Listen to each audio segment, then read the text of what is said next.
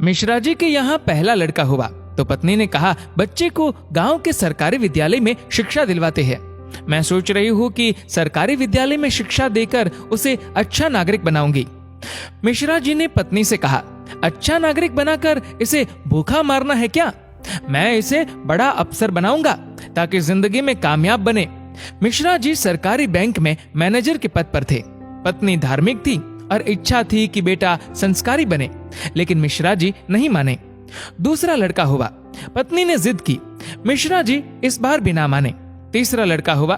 पत्नी ने फिर जिद की, लेकिन मिश्रा जी एक ही रट लगाते रहे, कहां से खाएगा, कैसे गुजारा करेगा, और इस बार भी नहीं माने। चौथा लड़का हुआ।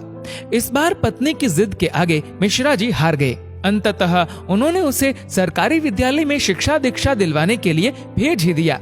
अब धीरे धीरे समय का चक्र घुमा। अब वो दिन आ गया जब बच्चे अपने पैरों पे मजबूती से खड़े हो गए। पहले तीनों लड़कों ने मेहनत करके सरकारी नौकरियां हासिल कर ली। पहला डॉक्टर, दूसरा बैंक मैनेजर, तीसरा एक गवर्नमेंट कंपनी में ऑफिसर के पद पर जॉब करने लगा। एक दिन की बात है, मिश्रा जी पत्नी से बोले, अरे भाग्यवान, देखा मेरे तीनों होनहार बेटे सरकारी पदों पे लग गए ना, अच्छी कमाई भी कर रहे हैं। तीनों की जिंदगी तो अब सेट हो गई, कोई चिंता नहीं रहेगी अब इन तीनों को। लेकिन अफसोस, मेरा सबसे छोटा बेटा संस्कारी बनकर पास ही के विद्यालय में नौकरी कर गांव में ही खेती को संभाल रहा है।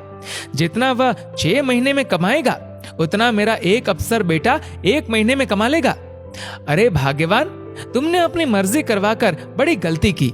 तुम्हें भी आज इस पर पश्चाताप होता होगा, मुझे मालूम है, लेकिन तुम बोलती नहीं हो। पत्नी ने कहा, हम में से कोई एक गलत है और इस बात का दूध पानी का पानी हो जाना चाहिए। चलो अब हम परीक्षा ले लेते हैं चारों की, कौन गलत है कौन सही पता चल जाएगा। दूसरे दिन शाम के वक्त पत्नी बाल बिखरा अपनी साड़ी का पल्लू फाड़कर और चेहरे पर 1-2 नाखून के निशान मारकर आंगन में बैठ गई और पतिदेव को अंदर कमरे में छिपा दिया। बड़ा बेटा आया, पूछा, मम्मी क्या हुआ?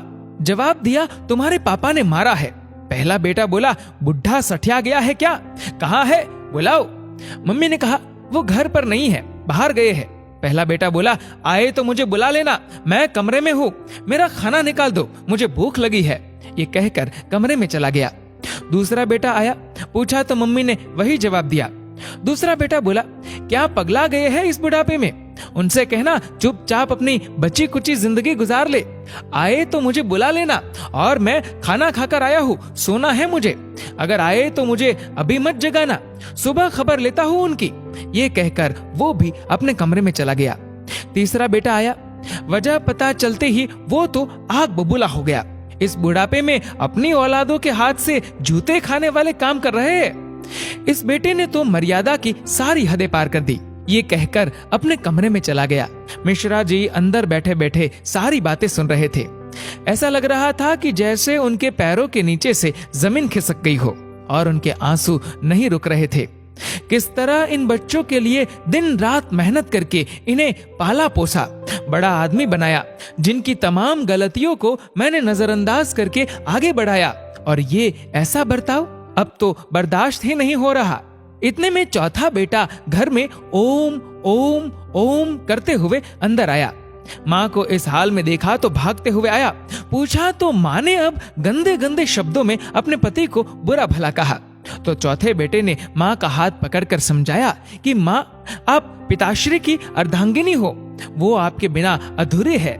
अगर पिताजी ने आपको कुछ कह दिया तो क्या हुआ? मैंने पिताजी को आज तक आपसे बदतमीजी से बात करते हुए नहीं देखा। वो आपसे हमेशा प्रेम से बातें करते हैं। जिन्होंने इतनी सारी खुशियां दी, आज नाराजगी से पेश आए तो क्या हुआ? हो सकता है आज उनको किसी बात को लेकर चिंता रही हो ना हो माँ, आपसे कहीं गलती जरूर हुई होगी। पिताजी आपका कितना ख्याल रखते हैं, याद है ना आपको? 6 साल पहले जब आपका स्वास्थ्य ठीक नहीं था तो पिताजी ने कितने दिनों तक आपकी सेवा की थी। वही भोजन बनाते थे, घर का सारा काम करते थे, कपड़े धोते थे। तब आपने फोन करके मुझे सूचना दी थी कि मैं संसार की सबसे भाग्यशाली औरत हूँ। तुम्हारे पिताजी मेरा बहुत ख्याल रखते हैं।